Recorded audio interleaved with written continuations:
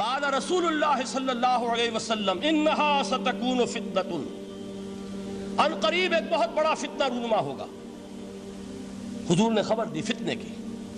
حضرت علی فرماتے اس پر میں نے عرض کیا، قلتو، میں نے عرض کیا مل مخرج منہا یا رسول اللہ، اے اللہ کے رسول اس سے نکلنے کا راستہ کون سا ہوگا؟ دیکھیے یہ لکھا ہوا ایگزٹ، نکلنے کا راستہ، اور عام طور پر آپ نے دیکھا ہوگا بڑے ہالز میں یہ سرخ روشنی ہوتی ہے، اس میں اس کا اہتمام کیا جاتا ہے کہ اگر خدا نہ خواستہ کوئی حادثہ ہو جائے لوگوں کو معلوم ہو نکلنے کا راستہ کون سا، یہ مخرج ہے۔ حضور نے خبر دی کہ فتنہ ہوگا۔ تو دیکھیے میں ایک بات عرض کیا کرتا ہوں، ذرا توجہ کیجئے، ہمارا حال کیا ہے؟ ہم بڑے ریشنلسٹ قسم کے لوگ ہیں، یہ زمانہ ریشنلزم کا ہے۔ اگر ہم ہوتے تو کیا پوچھتے؟ وہ فتنہ کیا ہوگا، کیوں ہوگا، کہاں سے آئے گا؟ ہمارے سوال یہ ہوتے ہیں، کب آئے گا، کیوں، کہاں، کب، کیسے؟ ان سب کی حیثیت علمی سوالات کی ہے۔ بھائی کب آئے گا ایک علم ہے، کیسے آئے گا علم ہے، کہاں سے آئے گا علم ہے، لیکن اصل جو عملی اعتبار سے اہمیت والی شے ہے، بچاؤ کا راستہ کون سا ہوگا محمد الرسول اللہ، یہ بتائیے ہم۔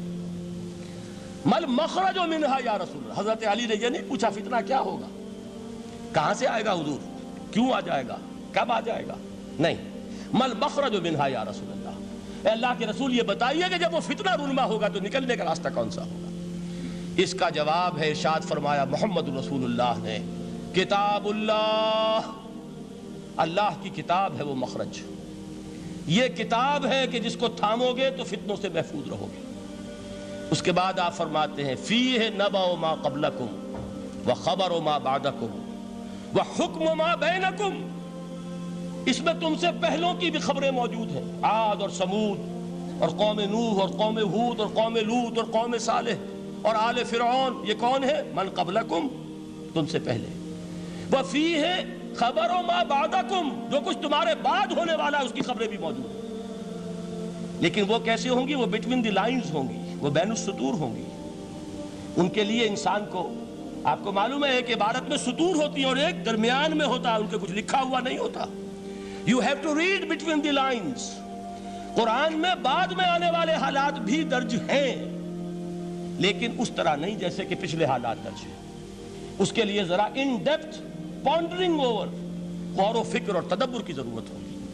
وَحُكْمُ مَا بَيْنَكُمْ، اور جتنے اختلافات تمہارے اندر پیدا ہوں گے تا قیام قیامت، ان سب کا فیصلہ بھی اس کتاب میں موجود ہے۔ وَهُوَ حَبْلُ اللَّهِ الْمَتِينُ وَهُوَ الذِّكْرُ الْحَكِيمُ، یہی تو ہے وَهُوَ الصِّرَاطُ الْمُسْتَقِيمُ، سیدھا راستہ، اور کون سا؟ یہی قرآن تو ہے۔ ہر رکعت میں کہتے ہو اہدنا الصراط المستقیم، اور قرآن دیا ہوا ہے اس پر غور نہیں کرتے۔ عجیب تماشا ہے ہمارا، نماز کی ہر رکعت میں اہدنا الصراط المستقیم، اور حضور فرمائے وَهُوَ الصراط المستقیم، صراط مستقیم یہ قرآن ہی تو ہے، الذکر الحکیم یہ قرآن ہی تو ہے، وَهُوَ حبل اللہ المتین، اور یہی ہے اللہ کی مضبوط رسی۔ آپ نے قاری صاحب سے وہ آیات سنی سورہ آل عمران کی، وَاعْتَصِمُوا بِحَبْلِ اللَّهِ جَمِيعًا وَلَا تَفَرَّقُوا، اللہ کی رسی کو مضبوطی سے مل جل کر تھامو اور تفرقے میں مبتلا نہ ہو۔ تفرقہ ہوگا تو کیا ہوگا؟ تمہاری ہوا اکھڑ جائے گی۔ آج آپ کو معلوم ہے دول عرب اگر یہ یکجا ہو جائیں، ایک دن کے لیے اسرائیل قائم نہیں رہ سکتا، امریکہ نہیں، امریکہ کا باپ اسے قائم نہیں رکھ سکتا۔ اگر امت عرب ہی جمع ہو جائے، عالم اسلام تو بڑی شے ہے، جو وسائل ان کے پاس ہیں، جو اللہ تعالیٰ نے ان کو نعمتیں عطا فرمائی ہیں، لیکن افتراق، انتشار، اختلاف، جتھے بندی، گروہ بندی، دھڑے بندی، اس نے اسرائیل کا خنجر ان کے سینے میں پیوست کیا ہوا ہے۔ اس لیے کہ فَتَذْهَبَ رِيحُكُمْ، اگر تم اختلاف کرو گے تو تمہاری ہوا اکھڑ جائے گی۔ آج وہ ہوا اکھڑ چکی ہے۔ تو فرمایا وَاعْتَصِمُوا بِحَبْلِ اللَّهِ جَمِيعًا وَلَا تَفَرَّقُوا، اللہ کی رسی کو مضبوطی کے ساتھ مل جل کر تھامو اور تفرقے میں مت پڑو۔ حضور فرما رہے ہیں وہ اللہ کی رسی کون سی؟ ہوا حبل اللہ المتین، یہی قرآن ہے اللہ کی مضبوط رسی۔ علامہ اقبال نے کیا خوب کہا ہے، علامہ اقبال نے قرآن اور حدیث کے حقائق کو جس طریقے سے اشعار کا جامع پہنایا ہے، وہ تو خود کہتے ہیں گوہر دریائے قرآن سفتام، میں نے قرآن مجید کے دریا سے موتی نکال کر اپنے اشعار کے اندر میں نے چن دیے ہیں، میرا کام اور کچھ نہیں ہے۔ موتی کوئی بھی غواص پیدا نہیں کرتا، دریا کی گہرائی سے نکال لاتا ہے۔ یہ میری حکمت نہیں ہے جو میرے اشعار میں ہے، یہ میں نے قرآن مجید کے دریا میں غوطہ زنی کر کے اس سے یہ موتی نکالے، گوہر دریائے قرآن سفتام۔ اب دیکھیے اسی حدیث کے اس ٹکڑے کو کیسے شعر میں لائے ہیں۔ از یک آئینی مسلمان زندہ است، پیکرے ملت سے قرآن زندہ ہست۔ مسلمان کی زندگی تو ایک آئین کے بدولت ہے، یہ آئین قرآن۔ جو کہا تھا کبھی قائد اعظم مرحوم نے، جب پوچھا گیا تھا کہ آپ کے پاکستان کا دستور کیا ہوگا، کیا فرمایا تھا یاد کیجئے کہ ہمیں کسی نئے دستور کی ضرورت نہیں، ہمارا دستور 1400 برس پہلے طے ہو چکا ہے۔ یہ ہماری بدقسمتی ہے جو کچھ کہا تھا قائد اعظم نے کہ God has given us a golden opportunity to prove our worth as architects of a new state, and let it not be said that we didn't prove equal to the task۔ میں معذرت کے ساتھ عرض کروں گا حضرت کہ واقعہ یہ ہے کہ ہم اس کے equal to the task ثابت نہیں ہوئے۔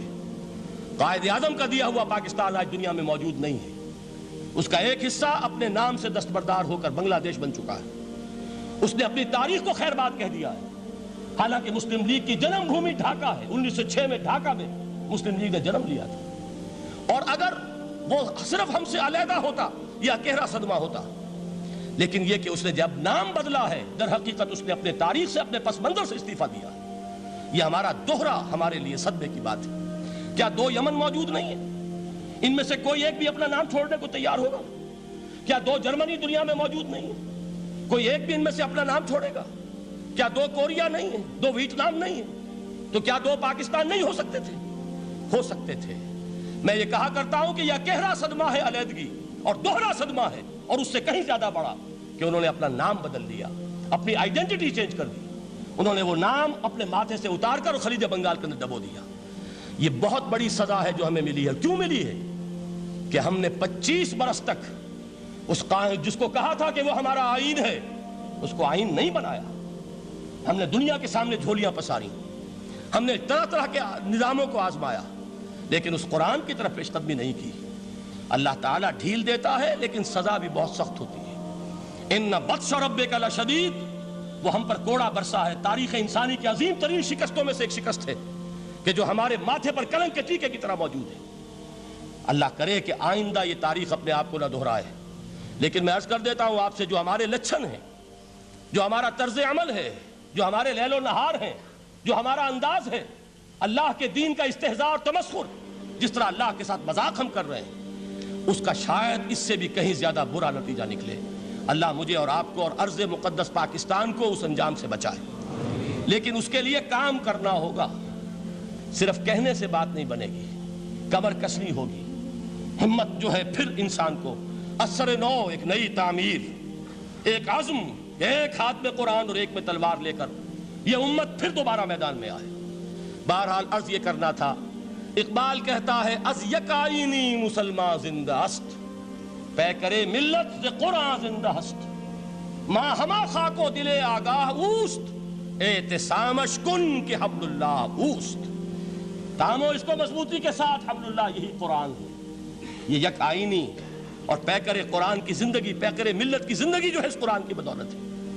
تو حضور نے کیا فرمایا؟ فتنے سے بچنے کا راستہ کون سا ہے؟ کتاب اللہ فیہ نبأ ما قبلکم وخبر ما بعدکم وحکم ما بینکم وہو الصراط المستقیم وہو حبل اللہ المتین وہو الذکر الحکیم۔ ایک 3 جملے اور سن لیجئے۔ هو الذی لا یشبع منہ العلماء ولا یخلق عن کثرت الرد۔ یہ قرآن وہ شے ہے جس سے اہل علم کبھی سیر نہ ہو سکیں گے۔ ولا تنقضی عجائبہ، اس کے عجائب کبھی ختم نہیں ہوں گے۔ یہ ہیروں کی وہ کان نہیں ہے کہ جو کبھی خالی ہو جائے کہ سارے ہیرے نکل چکے اب مزید ہیرے نہیں ہیں، نہیں، علم اور حکمت کے ہیرے اور ہدایت اور حکمت کے موتی اس میں سے ابد الآباد تک نکلتے رہیں گے۔ ضرورت صرف کھودنے کی ہے۔ میں نے وہ لفظ استعمال کیا تھا، آج کا قرآن کھودنا ہوگا، آج کی ہدایت اس قرآن سے نکالنی ہوگی۔ قرآن جب نازل ہوا آن دی سرفیس، بالکل ظاہر وہ تھی اس کی ہدایت جو اس دور کے لیے ضروری تھی۔ ہمیشہ کی ہدایت اس کے اندر رکھ دی گئی ہے، اس میں مضمر ہے، اس میں چھپی ہوئی ہے، اس کے لیے تدبر کی ضرورت ہے۔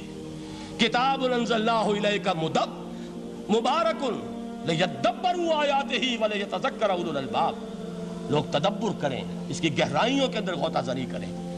لا تنقضی عجائبہ، اس کے عجائب کبھی ختم نہیں ہوں گے۔ ولا یشبع منہ العلماء، اہل علم کبھی اس سے سیر نہیں ہوں گے۔ آپ کو سخت بھوک لگی ہوتی ہے اور کھانا کھانے کے تھوڑی دیر کے بعد اب آپ کا ہاتھ رک جاتا ہے، سیر ہو گئے، بہترین کھانا ہے لیکن نہیں کھا سکتے۔